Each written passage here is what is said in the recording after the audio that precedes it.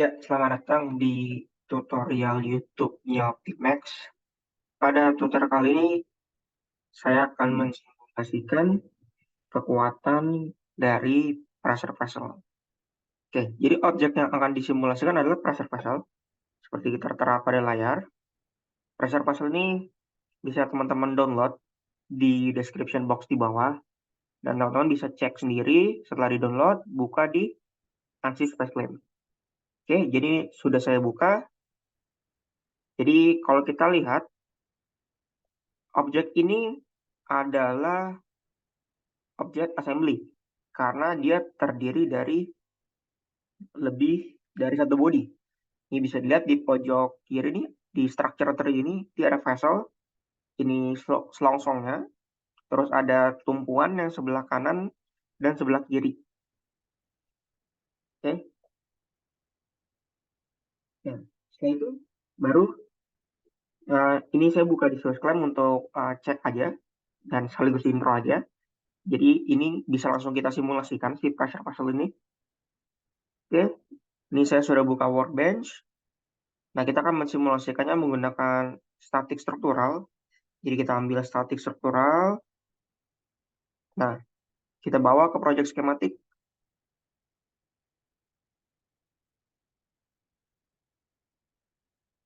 Nah, oke. Jadi ada toolbox. Nama toolbox adalah statik struktural. Dia diambil lewat analisis sistem. Nah, analisis sistem ini berisi produk-produk ANSYS. Jadi kalau kita ingin mensimulasikan suatu produk dari ANSYS, misalnya CFD atau statik, nah itu kita ambil lewat analisis sistem. Nah, mengakses ini itu bisa lewat workbench. Jadi pertama buka workbench dulu. Nah, baru kita pilih produk mana yang mau kita gunakan. Kalau mau simulasi beban statis, pilih ini. Kalau mau simulasi CFD, ya pilih ini. Seperti itu. Jadi seluruh produk ANSYS itu bisa diakses lewat workbench. Gitu. Workbench itu dengan kata lain adalah semacam gudangnya. Nah, kalau kita ambil, nanti akan disediakan ada kolom, ada 6 kolom. Di mana kolom ini tuh bersifat sebagai workflow. Jadi user harus mengikuti langkah dari atas sampai bawah. Nah, untuk langkah pertamanya yaitu engineering data. Di sini user harus memasukkan atau memastikan material yang ingin digunakan di simulasi. Jadi kalau kita klik kiri 2 kali, engineering data. Nah, secara default, material yang digunakan adalah baja struktur. Dan di bawah sini, ini ada properti atau mechanical property dari baja struktur. Nah, di sini ada banyak properti. Nah, tapi karena kita hanya mensimulasikan pembebanan statis, sebenarnya kita dari yang banyak ini, itu hanya Pro 2 sebenarnya yang dipakai. Nah, karena simulasi ini masih di ranah elastis, berarti sebenarnya yang kita butuhkan tuh cuman yang modulus ini sama Poisson ratio.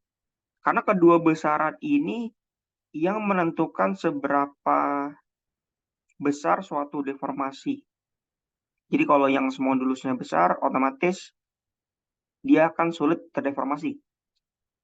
Jadi deformasinya untuk kecil gitu, pada beban yang sama. Kayak gitu. Nah, kalau misalnya kita mau mengetahui kekuatannya, nah biasanya kekuatan ini itu kita memakai namanya yield strength. Jadi yield strength itu adalah batas di mana suatu objek itu akan terdeformasi plastis. Atau dengan kata lainnya penyok permanen. Jadi kalau kita scroll, nah ini ada namanya tensile yield strength.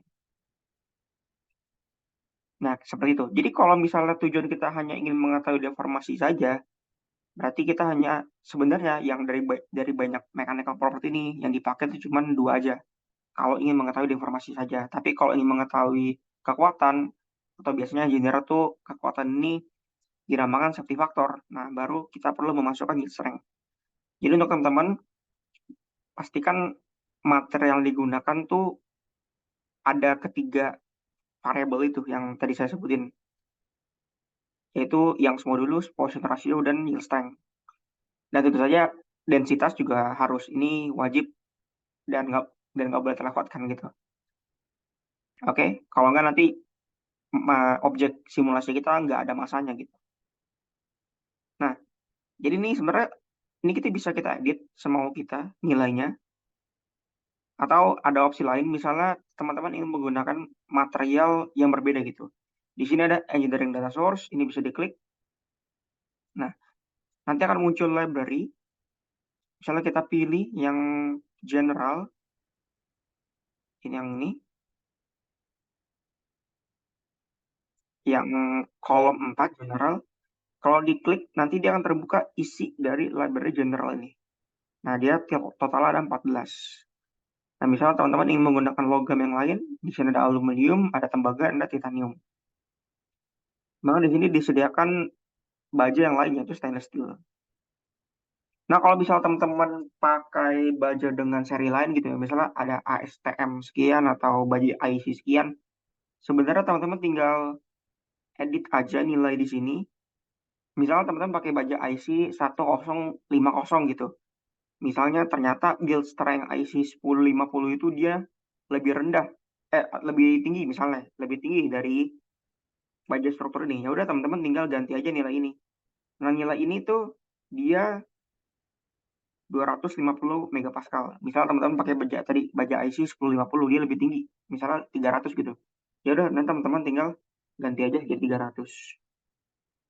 Seperti itu. Oke. Oh iya, pada tutorial kali ini saya akan menggunakan aluminium alloy. Jadi ini aluminium alloy saya tambahkan. Nanti ada tulisan use in Ado Engineering Data. Oke, kita balik lagi. Nah, maka akan ada dua material yang didaftarkan. Jadi kita sudah menyiapkan dua material, tapi belum kita pakai atau belum kita assign ke objek kita. Nah, untuk mengassignnya itu ada di langkah selanjutnya, yaitu geometri. Oke, jadi karena geometrinya sudah siap, ini tinggal kita input aja dengan cara klik kanan, terus import geometri, terus tinggal di browse saja. Masukkan geometri ini, pressure vessel, lalu double klik model.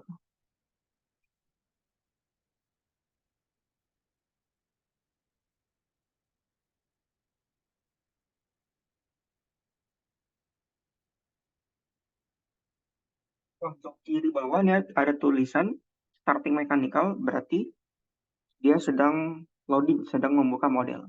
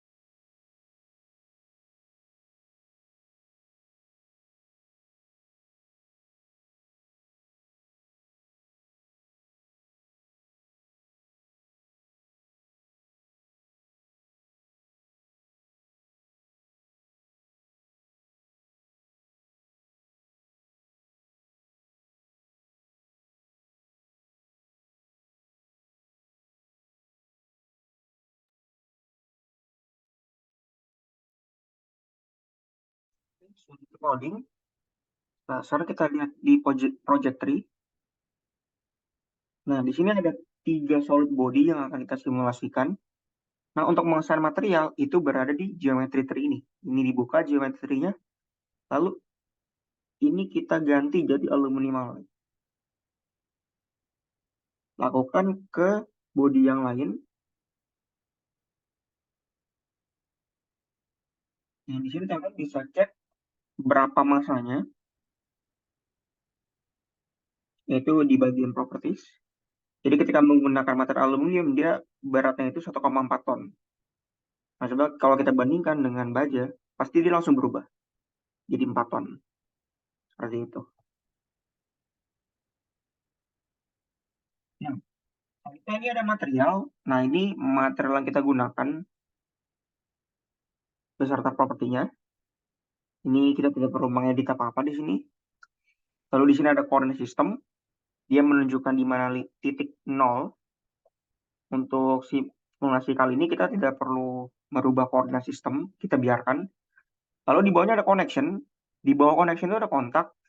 Kontak ini menunjukkan bagian mana di antara dua body ini saling bertemu. Misalnya kita klik salah satu, nanti akan diberitahu bahwa permukaan selongsong ini dia saling bertemu dengan support bagian kanan. Dan dia itu statusnya bonded. Bonded itu artinya dia nempel gitu.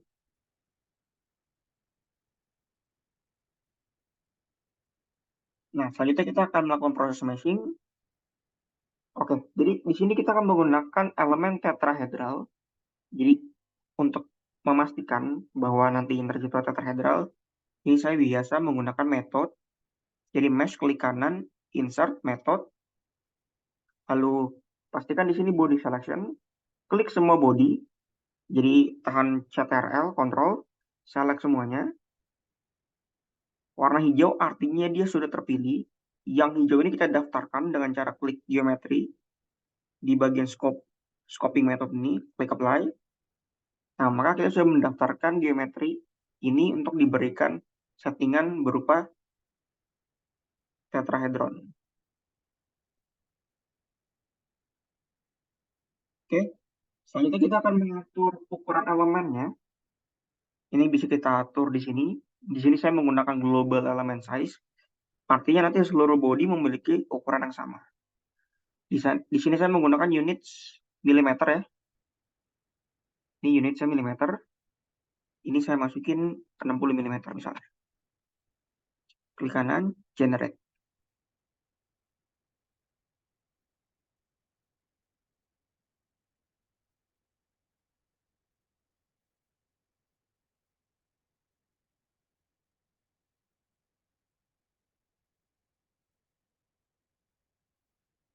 Oke, selanjutnya kita akan memberikan tumpuan.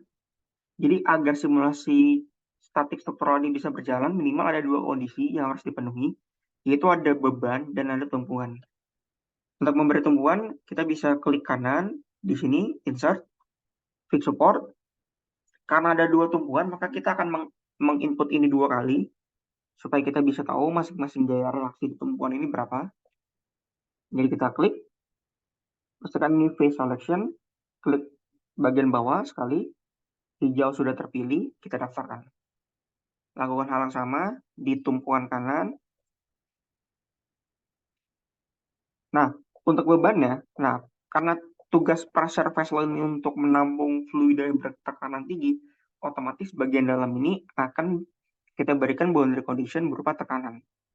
Nah, caranya adalah pertama kita belah dulu dengan cara section view atau kita bikin section plane. Dia ada di home, klik section plane. Ini kita potong sembarang aja, tahan klik kiri mouse terus hold dan drag, lepas. Nah, kita potong sembarang aja, nggak mesti perfect di tengah. Lalu kita berikan pressure, jika kita klik kanan, insert, pressure. Pastikan seluruh permukaan bagian dalam ini terpilih. Terus klik apply. Kita beri, misalnya magnitudenya yaitu 1 megapascal. Oke. Nah, sekarang kita kembalikan ke bentuk full. Kita pergi ke pojok kiri bawah, ke section plane. Terus ini di uncheck pieces. Oh iya, ada ketinggalan. Kalau mau ngecek jumlah mesh-nya, ini bisa balik lagi ke mesh, terus ke details, muncul details of mesh, terus statistik. Nah, ini adalah jumlah nodes dan jumlah elemennya. Oke.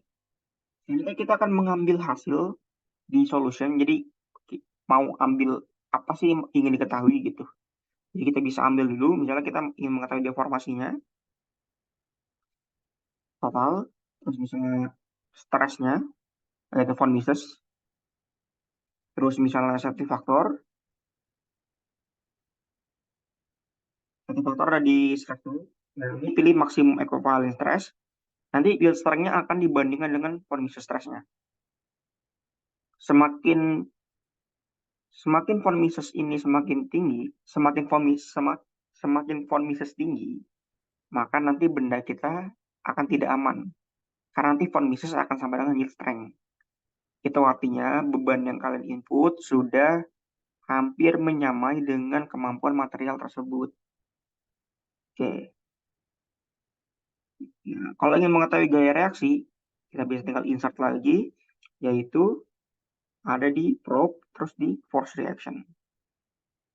Nah, ini boundary condition-nya dipilih fixed support, dan kita input satu lagi, itu di fixed support juga. Oke, save workbench-nya, lalu klik kanan solve.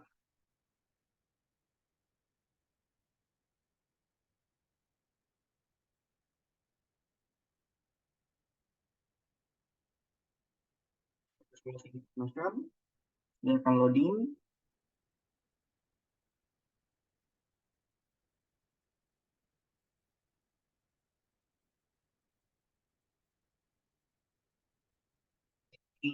Saya ada kesalahan, saya reset dulu.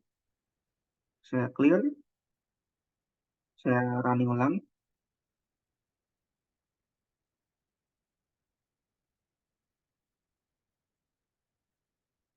Solve information untuk melihat proses perhitungannya.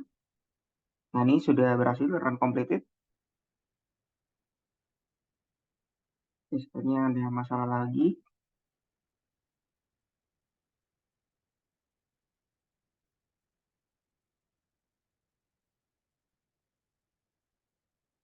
Ulangi lagi.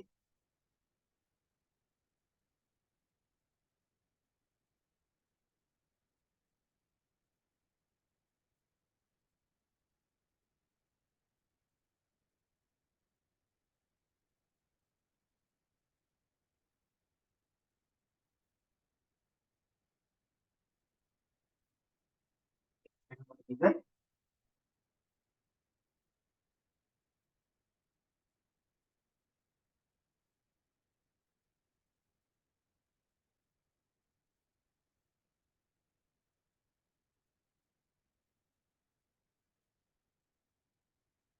Oke, tidak ada error, run completed. Nah, untuk mengecek hasilnya tinggal klik aja dari salah satu yang sudah kita input lagi. Nah, ini ada deformasi. Ini paling besar di 1 mm. Nah, ini hati-hati, ini deformasinya ini berupa skala. Nah, untuk memainkan skala bisa pergi ke pojok kiri atas, klik result. Ini auto scale diganti jadi true scale. Jadi hati-hati, jangan terkecoh. Pastikan teman-teman lihat skalanya sama nilai di bar warna ini. Berapa nilainya. Meskipun tadi ketika kita pakai auto scale terlihat lebay, terlihat mengembung. Nah, teman-teman lihat dulu. Nah, ini tuh mengembung ini tuh dia maksimal 1 mm gitu. Jadi hati-hati dengan skala. Nah, di sini juga ada fitur maksimum dan minimum untuk menunjukkan daerah dengan deformasi terbesar dan terkecil. Dan di sini juga ada probe. Probe ini untuk mengambil sampel. Jadi kita tinggal klik kiri aja di mana yang mau kita sampel nilai deformasinya. Dan hal ini juga berlaku di tegangan, di von Mises stress. Kita bisa lakukan sampel. Terus kalau safety factor, nah ini dia. Jadi nilai safety factor ini akan dibandingkan dengan von Mises stress-nya. Sorry, salah. Yield strength-nya, maaf. Yield strength-nya itu akan dibandingkan dengan von Mises stress-nya. Oke, berarti kalau safety factor-nya 6, itu artinya von Mises stress-nya itu masih 1/6 dari yield strength-nya gitu. Begitu cara bacanya. Jadi dia masih 1/6 di bawah yield strength-nya, von Mises stress-nya.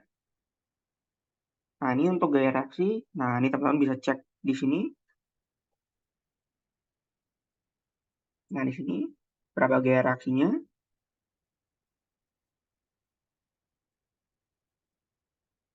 Nah, dari gaya reaksi ini teman-teman bisa dapat insight nanti misalnya mau pakai jenis tumpuan apa gitu. Apakah gilas, dibaut, kalau dibaut berapa jumlahnya, berapa ukurannya, seperti itu. Nah, terus misalnya kita mau menambahkan yang kurang, ini tinggal kita insert baru lagi aja. Misalnya kita mau nambahin gitu. Misalnya kita mau nambahin eh, ini strength energi gitu. Nah, ini tinggal diklik kanan, evaluate. Nah, nanti dia akan muncul. Seperti itu. Jadi sekian tutorial singkat mengenai ANSYS mekanikal. Jadi tutorial ini ditujukan untuk penonton yang ingin belajar ANSYS dari dasar banget, bisa ikuti tutorial ini. Gitu, bisa nonton dan bisa ikuti. Jadi teman-teman seperti biasa bisa download file geometrinya di description box di bawah. Dan kalau ingin mengikuti tutorial ini, teman-teman bisa download ANSYS Student dan lokasi downloadnya bisa cek di description box di bawah. Oke, jadi sekian. Sampai jumpa di tutorial berikutnya.